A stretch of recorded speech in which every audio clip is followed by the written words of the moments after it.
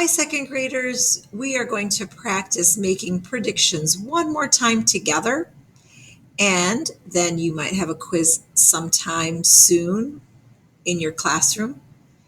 But when we make a prediction, remember that is using our comprehension skills, making sure we're understanding what we're reading, and we're thinking about what will happen in the story, what will happen next, what is most likely to happen, what will a character most likely do or say.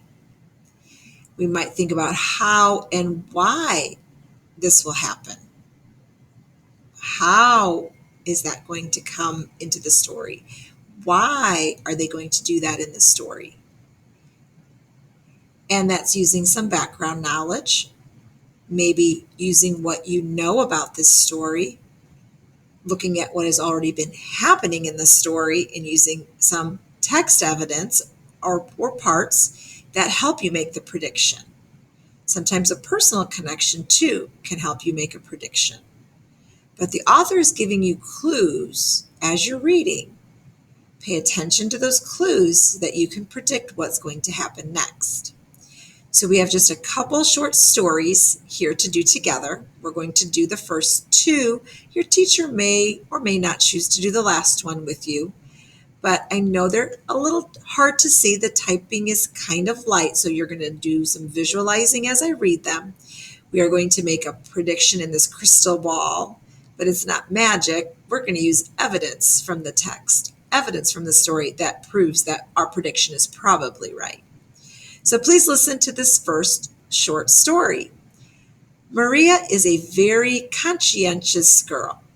Now, that's a tough word, and maybe you could have just skipped over it and still figured out what's going on. She had a hard day at school today. Maria found out that she failed a quiz, and two of her friends left her out at recess. When she got home, she grabbed the box of tissues and went into her room. Now, when they left her out at recess, that means that they didn't include her. And conscientious means that she's very aware and she's a hard worker. She wants to do well. So she's not had a very good day. Her friends weren't kind to her. She failed a quiz. So can we predict what's going to happen next? What's going to happen next? Can you think about that? There's lots of options. Possibly we don't know. But I think if we can make one simple statement that says she is going to her room to cry.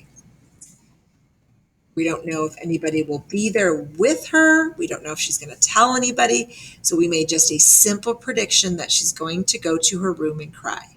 That's all we can really predict right now, because the evidence is the box of tissues. That was a huge clue. That was a very big clue. And failing a test, and like her friends were not kind to her. So both of those things that happened to her, both of those events kind of made her sad and lonely. And so she went into her room and cried. She might talk to her mom. She might talk to her dad. We don't know, but we can just say for sure she's going to her room to cry. Let's go to the next story. Once again, please visualize. Jamie had skipped lunch to go to a student council meeting. His stomach grumbled all through science class and on the bus after school. When he got home, he darted through the door and dropped his backpack. So let's make a prediction. What is Jamie going to do next? What is most likely going to happen? What is he most likely going to do? Can you think about that? I wonder if you said he is going to get a snack. Maybe he's going to get some food. Might ask his mom to make him a snack. We don't need to predict what the snack is. We don't want to predict that he's going to tell his mom that he's hungry. He's just going to go get one. And some of the evidence, the clues that I heard, for one, I heard that he darted into the house. Actually went through the house, and if you darted, he went pretty quick. I also heard that his stomach rumbled and that he skipped lunch for that meeting. So those clues made me think, and I visualized him just running through the house straight to the kitchen and going to get a snack.